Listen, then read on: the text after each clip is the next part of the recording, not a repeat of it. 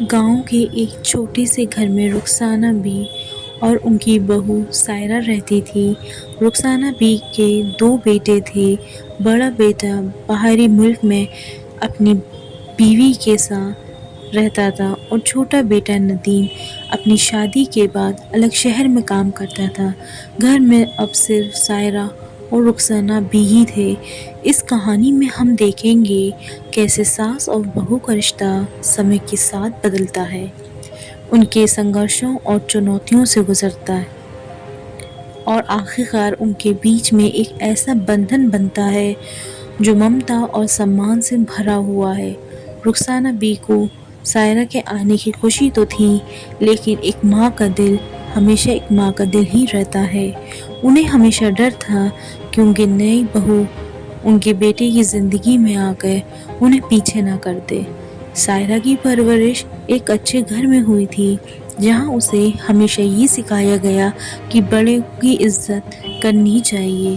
پر شادی کے بعد جب وہ اپنے سسرال آئی تو اسے سمجھ میں نہیں آ رہا تھا کہ وہ اپنے ساس کے دل میں جگہ کیسے بنائے۔ رخسانہ بی کو لگتا تھا کہ سائرہ پڑھی لکھی اور نئے زمانے کی لڑکی ہے اور اسے پرانے طریقوں سے رہنے کی عادت نہیں ہوگی۔ وہ ہر بات پر سائرہ کو ٹوکتی رہتی، کبھی کھانے میں نمک کم ہونے پر تو کبھی کپڑے دھونے کے طریقے پر۔ سائرہ یہ سب سہن کرتی رہی، لیکن اندر ہی اندر وہ دکھی ہوتی جا رہی تھی۔ سائرہ کو جب بھی موقع ملتا وہ رخسانہ بی کے کام میں ہاتھ بٹانے کی پوری کوشش کرتی، لیکن رخسانہ بی کی کٹھورتا کے کارن سائرہ کی محنت نظر انداز ہو جاتی تھی۔ ایک دن جب رخسانہ بی کی طبیعت خراب ہو گئی تو سائرہ نے ان کی پوری سیوا کی۔ رخسانہ بی نے محسوس کیا کہ سائرہ کے دل میں ان کے لیے کتنا سمان اور پیار ہے۔ سائرہ نے بنا کسی شکایت کے دن رات ان کی دیکھ بھال کی۔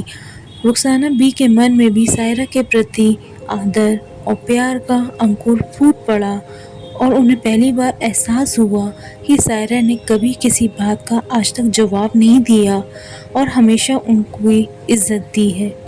دھیرے دھیرے رخسانہ بی کے من میں کٹھورتا پگھلنے لگی اور آرتھک استھتی دھیرے دھیرے بگڑ رہی تھی۔ ادھر ندیم کی نوکری بھی اب نہیں رہی تھی اور شہر میں اس کا گزارا مشکل ہو رہا تھا۔ رخسانہ بی اور سائرہ نے فیصلہ کیا کہ وہ مل کر گھر کے حالات سدھاریں گی۔ رخسانہ بی نے اپنے پرانے کشیدہ کاری کے ہنر کو پھر سے شروع کیا، جبکہ سائرہ نے ان کے بنائے کپڑوں کو بازار میں بیچنے کی ذمہ داری لی۔ سائرہ دن رات محنت کرتی، کپڑے ڈیزائن کرتی اور انہیں بازار میں بیچتی۔ دھیرے دھیرے ان کے بنائے کپڑے مشہور ہونے لگے۔ رخسانہ بی کے ساتھ سائرہ کی محنت رنگ لائی اور گھر کی آرتھک استھتی سدھرنے لگی۔ اس دوران رخسانہ بی نے سائرہ کی کڑی محنت اور ہمت کو قریب سے دیکھا اور محسوس کیا کہ سائرہ ان کے لیے ایک بیٹی کے سمان ہے۔ سمے کے ساتھ ساس اور بہو کا رشتہ مضبوط ہوتا گیا۔ رخسانہ بی اور سائرہ ایک دوسرے کے سکھ دکھ میں ساتھی بن گئے اور اب رخسانہ بی سائرہ کے ہر کام میں اس کا ساتھ دیتی اور اس کی سراہنا کرتی۔ سائرہ بھی رخسانہ بی کی صلاح کو مانتی اور انہیں اپنی امی کی طرح ماننے لگی تھی۔ ایک دن جب ندیم اچانک گاؤں سے لوٹ آیا تو اس نے دیکھا کہ اس کی امی اور بیوی کے بیچ کتنی گہری سمجھ اور پیار آ چکا ہے۔ اسے یہ دیکھ کر بہت خوشی ہوئی۔ اس کی ماں اور بیوی نے مل کر گھر کو نہ کیول آرتھک روپ سے بلکہ بھاوناتمک روپ سے بھی مضبوط کر دیا تھا۔ رخسانہ بی نے ایک دن سائرہ کو اپنے پاس بلایا اور کہا، سائرہ، آج تک میں تمہیں سمجھ نہیں پائی۔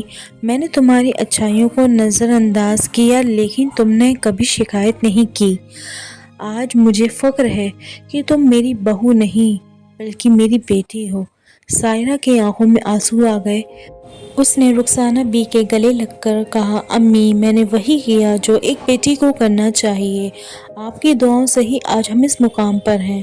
رخسانہ بی نے سائرہ کو گلے لگا کر کہا، بیٹی، تم نے میرا دل جیت لیا ہے۔ اب یہ گھر تمہارا ہے اور اب تم میری بیٹی ہو، نہ کہ بہو۔ اب تم صرف اور صرف میری لاڈلی بیٹی ہو۔ اس کہانی سے یہ ہمیں سیکھ ملتی ہے کہ ساس اور بہو کا رشتہ بھی ایک ماں بیٹی کا رشتہ بن سکتا ہے اگر اس میں پیار، سمان اور سمجھداری ہو۔ سنگھرش اور چنوتیاں زندگی کا حصہ ہے، لیکن جب ایک دوسرے کا ہاتھ تھام کر ہم چلتے ہیں تو ہر مشکل آسان ہو جاتی ہے۔ سائرہ اور رخسانہ بھی کا رشتہ ایک انسپریشن ہے ان سبھی کے لیے جو ساس بہو کے رشتے میں پیار اور سمان کی نیو رکھنا چاہتے ہیں۔ اگر آپ کو یہ موٹیویشنل سٹوری اچھی لگی ہے تو لائک کریں، شیئر کریں، سبسکرائب کریں۔ Thank you for watching real life horror channel. Stay tune.